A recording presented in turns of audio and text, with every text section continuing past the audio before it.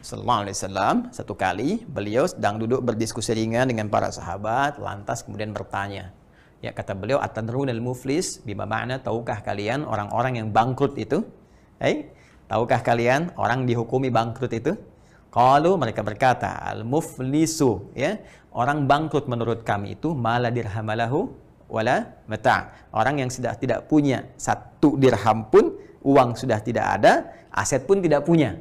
Ya, jadi uang sudah tak ada, aset tak punya. Secara ekonomi logis, ya, logis sekali.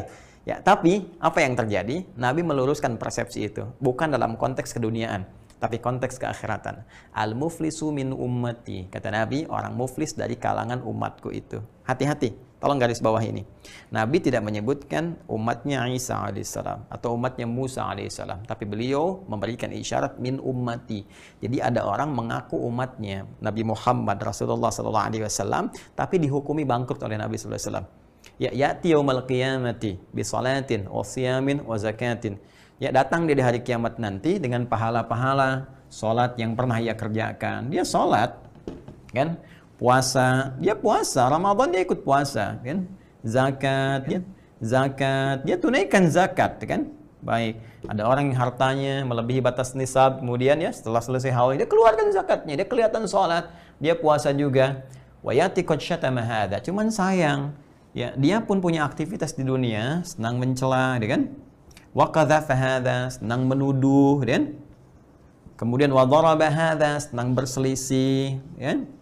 Sampai menyakiti, kan? Awas hati-hati nih yang tawuran dan sebagainya, awas hati-hati, ya. Kemudian wasafaka dama hadza, dan pernah menumpahkan darah. Ya, menumpahkan darah. Menumpahkan darah dalam konteks di sini membunuh, kan, dan sebagainya dan sejenisnya. Tuh, qadzaf hadza. Kemudian wa syatama hadza, qadzafa hadza, wa daraba hadza, wa safaka dama hadza. Maka apa yang terjadi? Nah, maka diambillah yang baik-baik itu, tu'khadhu hadza min hasanatihi wa hadza min hasanatihi. Maka nanti akan dihukumi kalau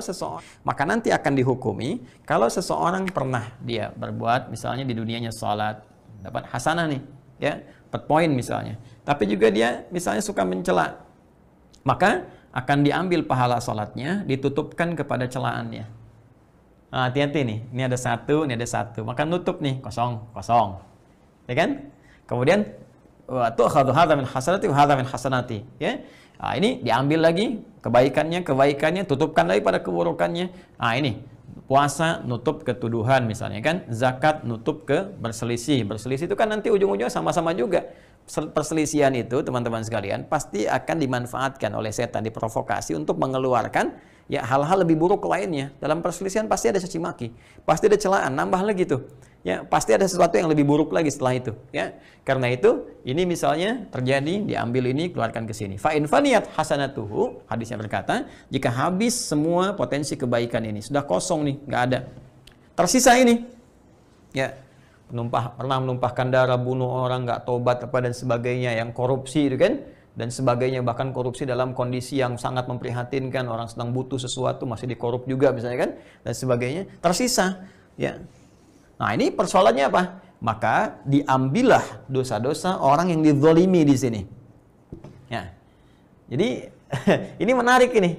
Diambil dosa, karena ini nggak bisa nutupin lagi, maka caranya diambillah dosa-dosa orang yang dizolimi ini. Kalau dalam konteks pertanyaan Anda tadi, misalnya utang nih, ada hutang kan?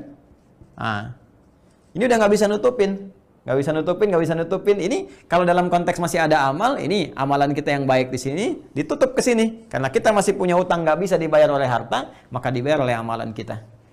Tapi yang punya banyak maksiat, ini udah nggak nutup, masih ada ini. Maka orang-orang yang pernah dizalimi di dunianya, pernah dicela misalnya, maka kalau sudah nggak nutup lagi, dosa-dosa orang yang dicela ini, dosa. Ini si A misalnya, ini si B. Maka dosa-dosa si B sesuai dengan kadar dosa yang terjadi di sini, akan diambil, ditimpakan kepada orang ini. Sehingga yang ini dikurangi dosanya, yang ini semakin bertambah.